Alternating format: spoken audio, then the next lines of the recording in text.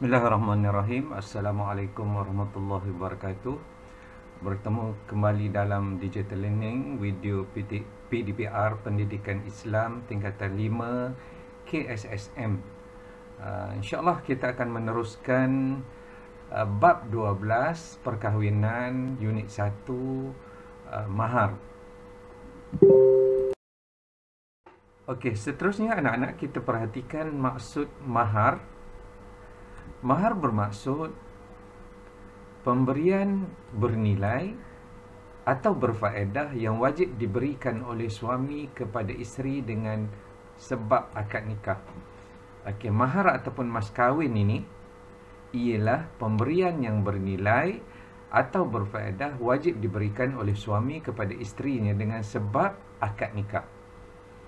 Okey, hukum mahar, hukumnya adalah wajib kerana akad nikah itu tadi ya. Okey, manakala menyebut mahar, hukumnya adalah sunat. Iaitu sunat ketika akad nikah itu disebut. Mungkin kita pernah dengar dalam lafaz akad nikah, aku terima nikahnya, di kat ujung sekali tu disebut dengan mas kahwinnya RM1,000 tunai. Okey, menyebutnya adalah sunat. Tak sebut pun tidak mengapa. Okey, sebab sunat saja. Okey, tanpa menyebut mahar dalam akad nikah, lafaz akad nikah tersebut tetap sah. Okey, bagaimana pula dengan kadar mahar? Kadar mahar tidak mempunyai kadar yang tertentu dan tidak semestinya dalam bentuk tunai. Okey, tidak mempunyai kadar yang tertentu mengikut kemampuan bakal suami, tetapi yang terbaik ialah tidak membebankan.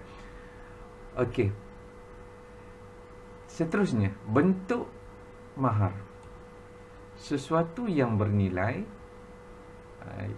berfaedah, sah dijadikan mahar seperti duit dan emas. Okey, jadi apa-apa sahaja yang berfaedah, bernilai, sah dijadikan mahar seperti duit dan emas. Okey, pada zaman sekarang biasanya wang ringgit ataupun berbentuk emas. Okey, dan sebagainya, apa-apa sahaja yang berfaedah boleh dijadikan mahar. Seterusnya kita lihat bentuk soalan. Okey, lihat, sejak kebelakangan ini ramai ibu bapa berlumba-lumba meletakkan mahar dan belanja yang tinggi untuk perkahwinan anak-anak mereka. Okey, belum ada soalan. Okey, soalannya berdasarkan pernyataan di atas, huraikan. Okey, tengok kata kunci soalannya, huraikan. Cadangan untuk memberi kesedaran kepada masyarakat tentang tuntutan Islam mengenai perkara di atas. Okey, anak-anak yang dikasihi, kalau kita nak tahu itu soalan kebat, antara ciri soalan kebat ialah dia ada stimulus. Ini dipanggil stimulus ya. Pernyataan ini dipanggil stimulus. Kemudian ada soalan. Soalan ini kita tak akan faham tanpa merujuk kepada stimulus. Kat di sini disebut mengenai perkara di atas. Kalau tak ada stimulus, kita tak faham soalan. Kemudian kata kunci soalannya pula huraikan. Okey, huraikan, bukan senaraikan ataupun jelaskan ya. Okey, di sini diberi 4 markah. Okey, kita lihat contoh jawapan. Kita mesti meletakkan satu isi yang dihuraikan dengan huraian ringkas. Kemudian mesti ada huraian lengkap dan juga kesimpulan. Okey, kita lihat contoh jawapannya. Contoh jawapan, terus jawab, boleh terus jawab ya. Menitik beratkan didikan agama sejak kecil lagi. Ini dah dijadikan sebagai isi. Isi ni kita kena ada huraikan dengan huraian lengkap. Hal ini dapat memberikan pengetahuan tentang kehendak Islam tentang kadar mahar dan sebagainya. Okey, huraian ni mesti ada kaitan dengan isi. Okey, ini dikira sebagai huraian ringkas, maka dapat 2 markah. Seterusnya yang ketiga kita gunakan perkataan, biasanya kita gunakan kesan.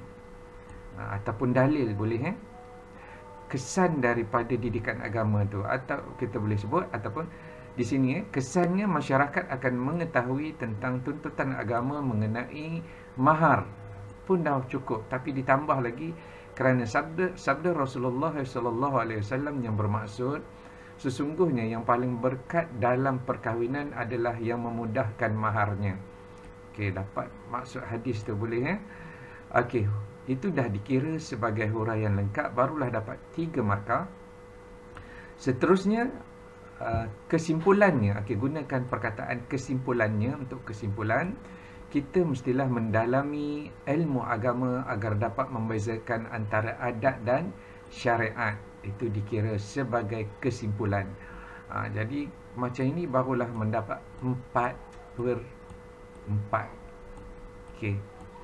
Jadi semoga anak-anak faham kebat mesti ada stimulus.